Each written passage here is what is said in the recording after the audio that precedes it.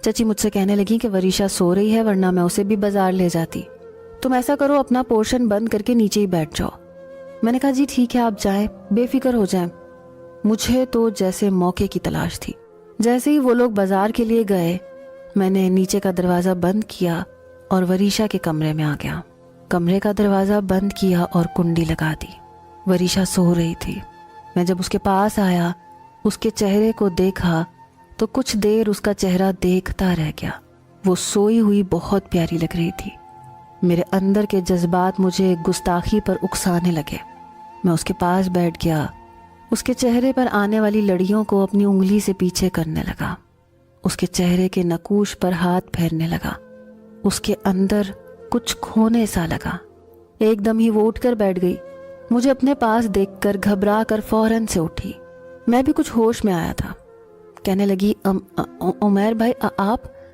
مجھے دوبارہ سے اپنے چچا کے تھپڑ یاد آئے۔ میں نے کہا تم نے چچا کو بتایا تھا نا کہ میں نے سگریٹ پی تھی؟ میری بات سن کر اس کے چہرے کا رنگ فک ہوا تھا۔ کہنے لگی نہیں میں نے کچھ نہیں کہا، میں کچھ بھی نہیں جانتی۔ میں نے کہا جھوٹ مت بولو، میرے چچا کو خواب نہیں آیا تھا کہ میں سگریٹ پیتا ہوں۔ تمہاری وجہ سے چچا نے مجھے بہت مارا اور آج میں تمہیں چھوڑوں گا نہیں۔ یہ سن کر وہ گھبرا گئی، بیڈ سے اٹھ کر کھڑی ہونے لگی۔ میں نے اس کا بازو پکڑا اور دوبارہ سے اس کو بیڈ پر بٹھا دیا۔ میں نے کہا گھر پر اس وقت کوئی نہیں ہے، چچی اور امی بازار گئی ہیں، زید بھی ان کے ساتھ بازار گیا ہے، تو آج تمہیں مجھ سے کوئی نہیں بچا سکتا۔ یہ سن کر اس کی آنکھوں سے آنسو بہنے لگے۔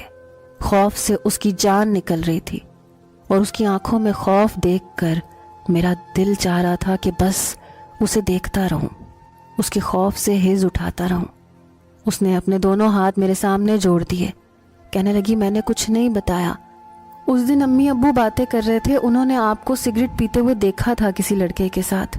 میں سچ کہہ رہی ہوں میرے بھائی، میں نے کچھ نہیں بتایا تھا، پلیز مجھے کچھ مت کہنا۔